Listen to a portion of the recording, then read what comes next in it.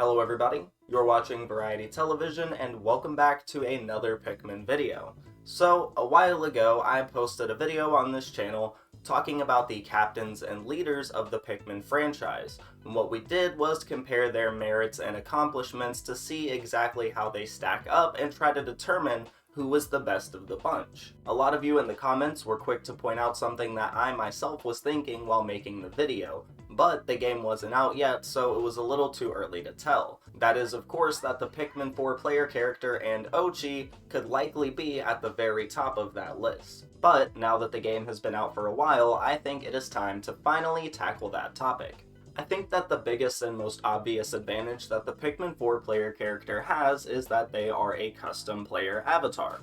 And while the character customizer itself was a bit disappointing, I think the fact that it is still our character does make them a bit easier to connect to than any of the others, because we can easily put ourselves in their shoes. In the previous video that I made about this topic, I concluded that Olimar was probably the best captain that we had seen at that point, with Charlie being a close second.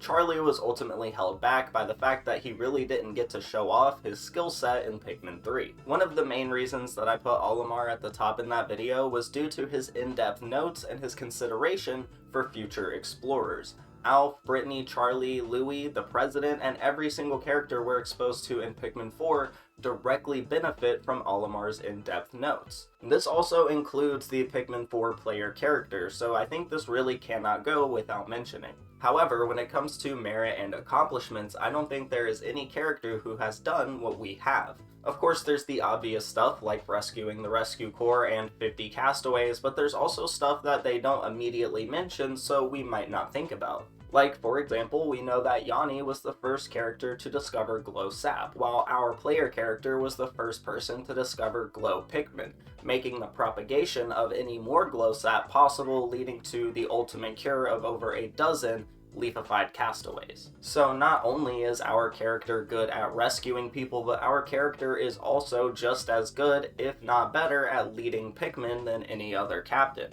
The reason I say they might be better is because not only do they lead a group of potentially 100 Pikmin, but they do it in tandem with Ochi and are able to combine their abilities to achieve even more than what we've seen from the other captains. And while we're talking about Ochi, it's worth noting that our player character is immediately able to command Ochi and immediately bonds with Ochi, something that Shepard herself states should not be possible. And later on into the game, she directly tells us that our character would make an excellent dog trainer, adding yet another merit to our player character's list. On top of all that other stuff I just mentioned, our player character is also responsible for many new discoveries. Not only did they discover the previously mentioned Glow Pikmin, but they were also the first person that we know of to discover a purple and white onion.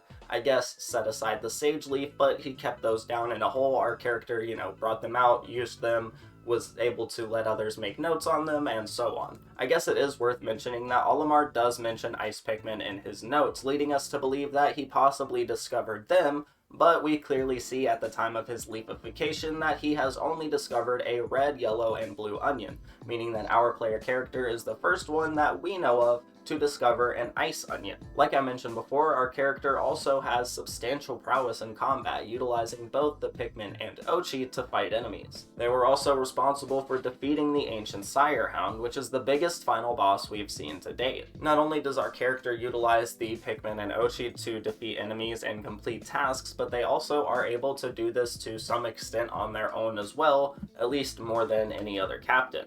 Not only can they get the glove from Louie that allows them to carry a weight of 1, but they can also get a power-up to their combat, allowing them to pull off a triple punch. These things together makes them at least not completely useless when they're on their own. I guess an argument could be made that none of what our character does could be possible without Olimar's initial research. However, I would make the counter-argument that, without our character, Olimar and many others would be slaves to the onions for as long as the onions kept them alive, so I think we take the advantage there. So I think if I were to remake the list today, it would look a little bit something like this. Obviously, the Pikmin 4 player character would be at the very top of the list, for all of the reasons we've discussed throughout today's video. In the second spot of the list, I would put Olimar. I still think he deserves to be very highly ranked on this list because he is still responsible for many discoveries and many notes. Without him, his discoveries, and his research, many of the accomplishments of the other leaders that we've discussed and will discuss would not have been possible. However, I do think it's worth noting that there is one possible exception to this with the Pikmin 4 player character discovering the onion and Pikmin for the first time.